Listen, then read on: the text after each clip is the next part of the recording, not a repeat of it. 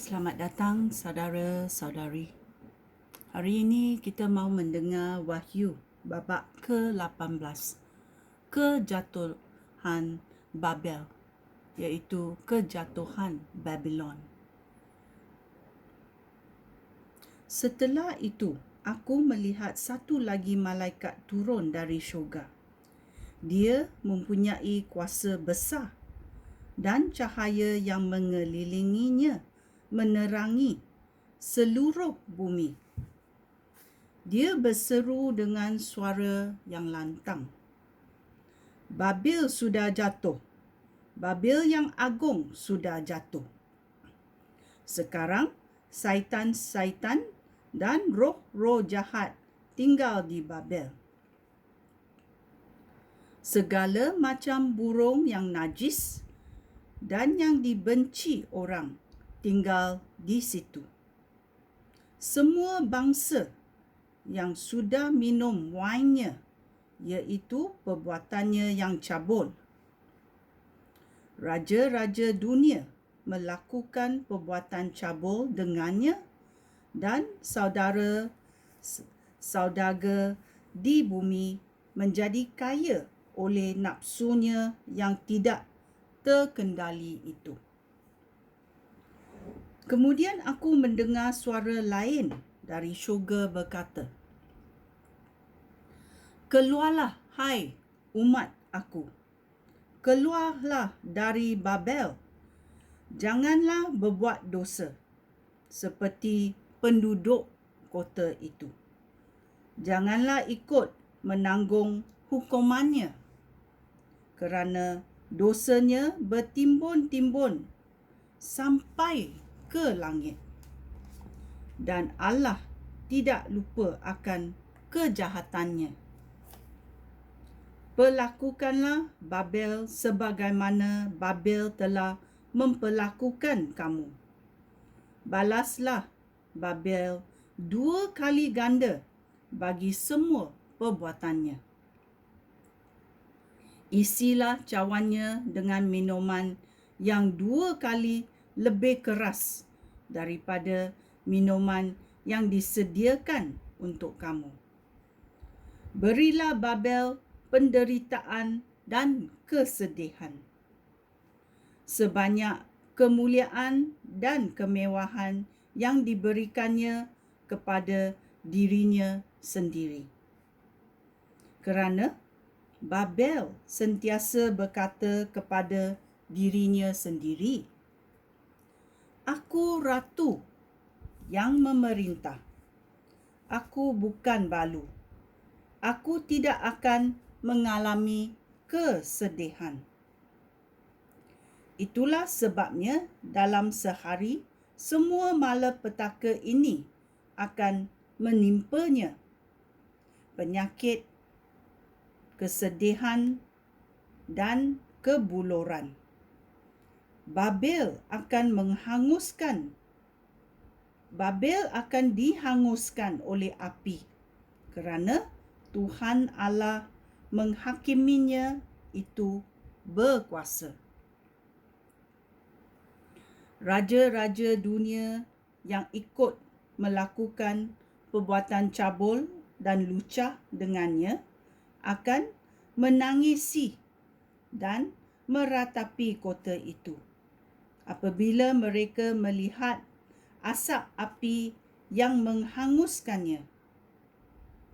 Mereka berdiri dari jauh kerana mereka takut terkena penderitaannya. Mereka berkata, "Alangkah malangnya kota Babel yang agung dan perkasa itu. Dalam 1 jam sahaja, Babel telah dihukum."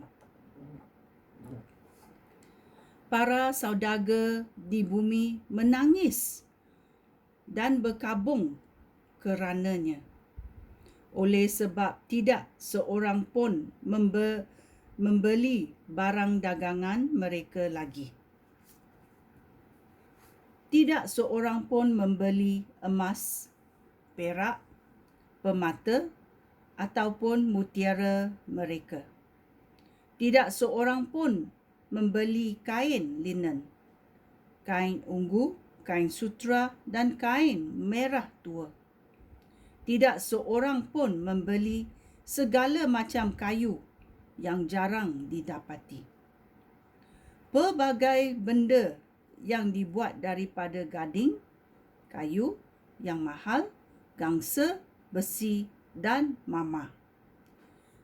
Tidak seorang pun membeli kayu manis, rempah-rempah, setanggi, mio dan kemayan. Tidak seorang pun membeli wain dan minyak, tepung dan gandum, lembu dan domba, kuda dan pendati, abdi dan tawanan perang sekalipun.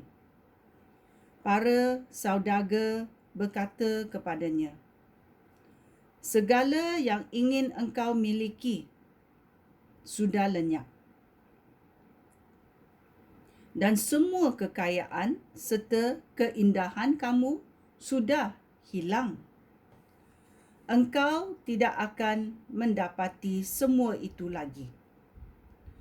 Para saudagar yang menjadi kaya kerana berniaga di kota itu akan berdiri dari jauh kerana mereka takut terkena penderitaannya. Mereka akan menangis dan berkabung serta berkata, "Alangkah malangnya kota yang agung itu." Biasanya Babel berpakaian kain linen, kain ungu dan kain merah tua. Biasanya Babel memakai perhiasan emas permata dari mutiara dan mutiara, tetapi dalam 1 jam sahaja Babel telah kehilangan segala kekayaannya. Semua nahoda, penumpang dan anak kapal serta semua orang yang mempunyai mata pencarian di laut berdiri dari jauh. Mereka berteriak apabila melihat asap api yang membakar kota itu. Mereka berseru, "Belum pernah ada kota seperti kota yang agung ini." Mereka menghaburkan abu di atas kepala sebagai tanda berkabung. Lalu mereka menangis dan berseru, "Alangkah malangnya kota yang agung itu. Disitulah semua orang yang mempunyai kapal-kapal di laut menjadi kaya kerana kekayaan kota itu." Tetapi dalam 1 jam sahaja, Babel telah kehilangan segala-galanya. Bersukacitalah, hai syurga, kerana kemusnahan kota itu. Bersukacitalah, hai umat Allah, rasul-rasul dan nabi-nabi, kerana Allah telah menghukum Babel bagi apa yang sudah dilakukannya terhadap kamu.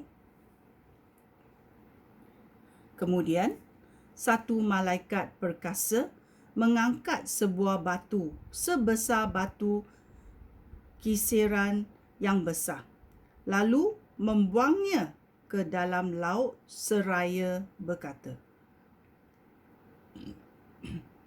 "Demikianlah kota Babel yang agung itu akan dihempaskan dengan kuat dan tidak akan dijumpai lagi." Suara penyanyi dan bunyi muzik daripada pemain kecapi, pemain seruling dan trompet tidak akan terdengar lagi di kota Babel. Semua tukang kamu yang mahir tidak dapat dijumpai lagi, dan bunyi batu kisaran pun tidak akan terdengar lagi. Cahaya pelita tidak akan terlihat lagi di Babel, dan keriuhan pesta perkahwinan tidak akan terdengar lagi. Saudagar-saudagar kamu ialah orang yang terkemuka di seluruh dunia. Dan dengan ilmu sihir, engkau menipu semua orang di dunia. Babel dihukum kerana darah nabi-nabi dan darah umat Allah didapati di dalam kota itu. Singkatnya darah semua orang yang sudah dibunuh di atas bumi. Ya, ini adalah kejadian yang dahsyat, iaitu kejatuhan Babel. Dan ia berlaku dalam sejam sahaja. Malapetaka ini akan berlaku. Mari kita tengok dan berdoa supaya Tuhan ada belas kasihan kepada orang yang tinggal di dalamnya. Ya, ini adalah Wahyu babak ke-18. Sekian, terima kasih. Shalom.